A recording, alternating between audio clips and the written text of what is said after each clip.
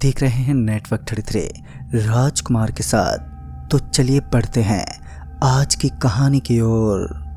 दोस्तों, मनीष तकरीबन 7 साल पहले एक अच्छी जॉब की तलाश में था, लेकिन जब उसे लगने लगा कि उसके लिए कोई भी जॉब परफेक्ट नहीं है, तो उसका मन होने लगा खुद की एक कंपनी स्थापित करने का। और जो इंसान अपने मन में ठान लेता है वो उसे पूरा किए बिना नहीं रहता। मनीष एक जिद्दी इंसान था। वो हर काम को करने के लिए संपूर्ण समर्पण करने की क्षमता रखता था। मनीष ने अपने पापा से कुछ पैसे लिए और सामान की खरीदारी करके इधर से उधर भेजने लगा, लेकिन धीरे धीरे उसके धंधे में बढ़ोतरी हुई। पर एक दिन जब उसे एक ऑफिस में काम के लिए बुलाया गया, तो उसे दिल्ली के उस ऑफिस में पहुंचने से पहले ही काफी वक्त बीत गया। ऑफिस से फोन आया और मनीष के इस व्यवहार पर लोग घृणा करने लगे, क्योंकि ऑफिस वालों को देरी बिल्कुल भी पसंद नहीं होती। मनीष ने अपनी सफाई में बताया कि वो अपने घर पर किसी काम में बिजी था, जिस वजह से ऑफिस में आने से पहले उसका वक्त बीत गया। ऑफिस के अधिकारियों ने उसके ऊपर विरोध जताया, तो मनीष ने अपने एटीट्यूड से उस ऑफिस को ही छोड़ दिया। लेकिन उस कंपनी के मैनेजर को ये बात बहुत पसंद आई और उन्होंने मनीष को अपनी कंपनी में जॉब देने का एक मौका दिया। लेकिन अब मनीष उस कंपनी की तरफ देखना भी नहीं चाहता था। लेकिन शायद उस कंपनी के मैनेजर को ये पता चल चुका था कि मनीष एक जिद्दी इंसान है। फिर उस कंपनी के मैनेजर, जिसका नाम भावेश था, उन्होंने मनीष को एक प्राइवेट मीटिंग के लिए बुलाया, जिसके अंदर मनीष के साथ में सिर्फ वही होंगे, बाकी और कोई नहीं। मंगलवार की शाम को उस कंपनी के मैनेजर ने मनीष को कॉल किया और रेवाड़ी नामक एक होटल में बुलाया।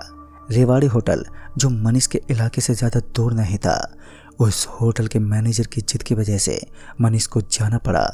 मंगलवार की शाम जब मनीष को सामान लेकर उस होटल के लिए निकला, तो उसे एक कॉल आया जिसमें बताया गया कि मनीष को तकरीबन 10:30 बजे होटल के बाहर एक पीपल का पेड़ है, उसके नीचे मिलना है।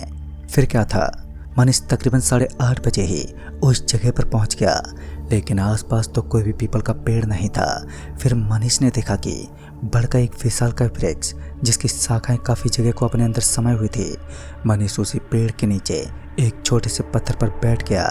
बैठने के लिए वहाँ कोई जगह भी नहीं थी। गंदी गंदी चीज़ों का ढेर लगा था और इसी बीच मनीष के फ़ोन की घंटी बजने लगी। इस पर जब मनीष ने अपनी नज़र फ़ोन पर डाली, तो उसने पाया कि एक अननोन नंबर था। फ़ोन को रिसीव किया तो उसे पता चला कि सामने से कोई अननोन व्यक्ति है, जिससे मनीष अनजान है।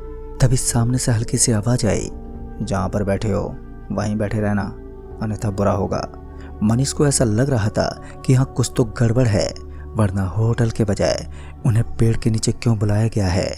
मनीष एक शांत स्वभाव वाला व्यक्ति था, जिस वजह से उसका गुस्सा अगल बगल में भी नहीं था। वो अभी भी शांति के साथ उस पेड़ के नीचे बैठकर अपना फ़ोन चलाने लगा और इतने में ही मनीष के हाथ पर कुछ चीज़ गिरी। ऐसा लग रहा था मानो कोई ऊपर से पानी की बूंदें गिरा रहा है। और जब मनीष ने अपनी दृष्टि को ऊपर की तरफ घुमाया, तो उसकी आंखें फटी की फटी रह गईं। दरअसल उसने देखा कि पेड़ के ऊपर एक लड़की फांसी खाकर लटकी हुई थी, जिसके पाँव से खून का बहाव हो रहा था। और इस दृश्य को देखते ही मनीष के शरीर में एकदम से सनसनी सी मच गई। वो तुरंत उस पेड़ के नीचे से उठा और दूसरी जगह पर पहुंच गया। वो इस बारे में लोगों को सूचित करना चाहता था, लेकिन उसके आसपास ऐसा कोई भी नहीं था जो कि उसकी बातों को सुन सके। काफ़ी देर तक वो यूं ही घबराहट के मारे इधर उधर टहलता रहा। बाद में उसे ऐसा लगने लगा कि उसने इस जगह पर आकर कहीं कोई गलती तो नहीं कर दी। इस बीच उसके फ़ोन की घंटी दोबारा बजी। इस बार भी फ़ोन अननोन नंबर से था। फ़ोन उठाने पर एक बार फिर आवाज़ आई, आपके बाईं तरफ एक गली जाती है, उस गली के रूम नंबर 21 में आपको बुलाया गया है, जल्द से जल्द यहाँ पहुँच जाओ। अपने हाथ में मौजूद उस बैग को लेकर मनीष उसी तरफ चल पड़ा। कुछ देर चलने के बाद मनीष उस गली में पहुँच गया और एक बार फिर उसके फ़ोन ने उसे सताना शुरू कर दिया। इस बार उसने फ़ोन नहीं उठाया, लेकिन दोबारा घंटी बजी तो फ़ोन उठाना ही पड़ा। अरे मनीष साहब, कहाँ हैं आप? अभी तक होटल में नहीं आए? ये सुनकर तो मनीष के कान खड़े हो गए। भला ऐसा कैसे हो सकता है? मैनेजर तो फ़ोन पर था, फिर उसे उस गली में किसने बुलाया होगा? मनीष को ऐसी चीज़ों का सामना करते करते काफ़ी समय बीत चुका था। ऐसे में कुछ चंद क्षणों में पूरी बातों को विस्तार से बताना उनके लिए बेहद कठिन था। तो उन्होंने अपने पाँव को वहीं से मोड़ दिया। मनीष होटल में पहुंचे तो उस कंपनी का मैनेजर उनका इंतजार कर रहा था। मनीष की हालत इस वक्त बहुत ही ज़्यादा पतले पड़ चुके थे। उसे विश्वास था कि यहाँ कुछ तो बड़ी गड़बड़ चल रही है। मनीष की ऐसी हालत को देखकर उस कंपनी के मैनेजर ने कहा, आप ठीक तो है ना? मुझे ऐसा क्यों लग रहा है कि आप बहुत ज़्यादा डरे हुए हैं। फिर मनीष ने उन्हें पूरी बात बताई। उस मैनेजर का दिमाग भी घूम गया कि भला ऐसा कैसे हो सकता था। खैर, अब उस मैनेजर के सुझाव से मनीष ने उन सारे नंबरों को ब्लैक लिस्ट में डाल दिया ताकि दोबारा उन्हें कोई परेशान ना कर सके। तकरीबन आधे घंटे की उस मीटिंग में कंपनी के उस मैनेजर ने बताया कि वो आपको एक प्रोग्राम में शामिल करना चाहते हैं। दरअसल इस कार्य के दौरान उन्हें हेड रखा जाएगा। मनीष उस मैनेजर की बातों से प्रभावित होकर उस कार में मौजूदगी लेने को तैयार था और इस कार्यक्रम का आयोजन तकरीबन 27 दिन के बाद होना था और उसके बाद मैनेजर के साथ वो एक अलग कंपनी खोलने वाला था। इस कार्यक्रम के अंदर मौजूद लोगों को बताना था कि उनकी कंपनी उन्हें कुछ ऐसे प्रोडक्ट बेचेगी जिनकी राशि बाकी दुकानों और फैक्ट्री से कम होगी। तो लोगों के अंदर उत्साह का होना एक आम बात है, लेकिन किसी तरह आज की रात तो कटे। उस मैनेजर का काम पूरा होने के बाद उसका ड्राइवर उसे लेने के लिए उस होटल के पास पहुंच गया। जाते वक्त मैनेजर ने कहा कि अगर आपको कोई तकलीफ ना हो तो हम आपको आगे तक छोड़ सकते हैं, लेकिन मनीष ने खुद ही मना कर दिया क्योंकि उसका घर मैनेजर के एरिया से उल्टे साइड में था, जिस वजह से मनीष अकेले ही उस होटल से निकला और अपने घर की तरफ चलने लगा। मनीष के पास उसकी बाइक भी नहीं थी क्योंकि यह होटल ज़्यादा दूरी पर नहीं था, तो मनीष पैदल पैदल चलते ही यहाँ तक पहुँचा था। खैर, अब मनीष जल्दी जल्दी चलते हुए अपने घर की तरफ बढ़ने लगा। वो काफ़ी लेट हो चुका था। अब रात के करीब 11 बजने को आए थे और इसी बीच मनीष के करीब से किसी रॉकेट की रफ्तार से कोई गुजर गया। या तो ये कोई गाड़ी थी या फिर कोई पक्षी जिसकी गति बेहद तेज थी, लेकिन मनीष को कोई फर्क नहीं पड़ा। चैन की सांस लेते हुए मनीष अभी आगे बढ़ा ही था कि अचानक ही उसकी नज़र उसके बगल वाले एक छोटे से पेड़ पर पड़ी।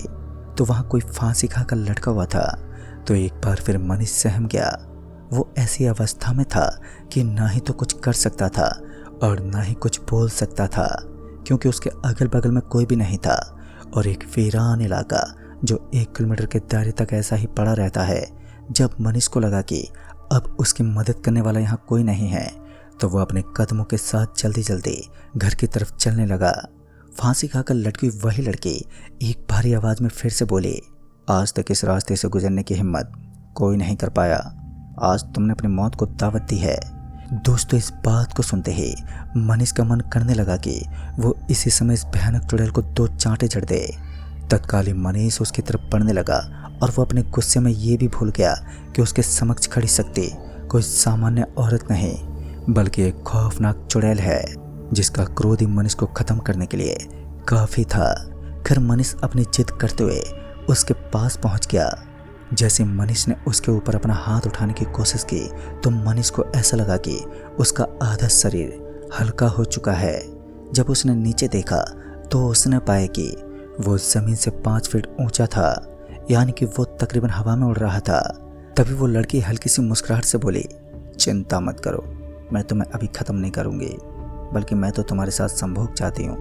पर उसके बाद मनीष वहीं पर अचानक बेहोश हो गया और जब तक मनीष की आंखें खुली तो उसने देखा कि वो एक झोंपड़ी के अंदर था जहाँ पर चारों तरफ लकड़ियों का ढेर लगा हुआ था और वो बिस्तर पर था जिसके नीचे कुछ लगा हुआ था।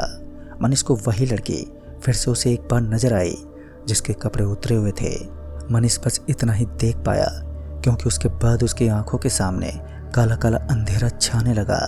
लेकिन मनीष काफ़ी देर तक संघर्ष करता रहा और उसके बाद धड़ाम से उस बिस्तर से नीचे गिर पड़ा। मनीष जानता था कि अगर उसने इस चुड़ैल के साथ संबंध बनाया तो उसकी मौत होना बिल्कुल तय है। जैसे ही मनीष उस बिस्तर से नीचे गिरा तो उसकी आंखें फिर से नॉर्मल हो गई। इसी वक्त उसने अपने आप को बचाने के लिए पूरा समर्पण कर दिया। पास के खेतों से वो तारों के ऊपर से कूदता हुआ सड़क पर पहुंच गया और सड़क से हाँफते हुए किसी तरह अपने वो घर पहुंचा। आज वो एक चुड़ैल से बार बार बच गया। उसके बाद जब मनीष ने इस घटना के बारे में अपने पड़ोसियों को बताया तो उसे एक रहस्य के बारे में पता चला।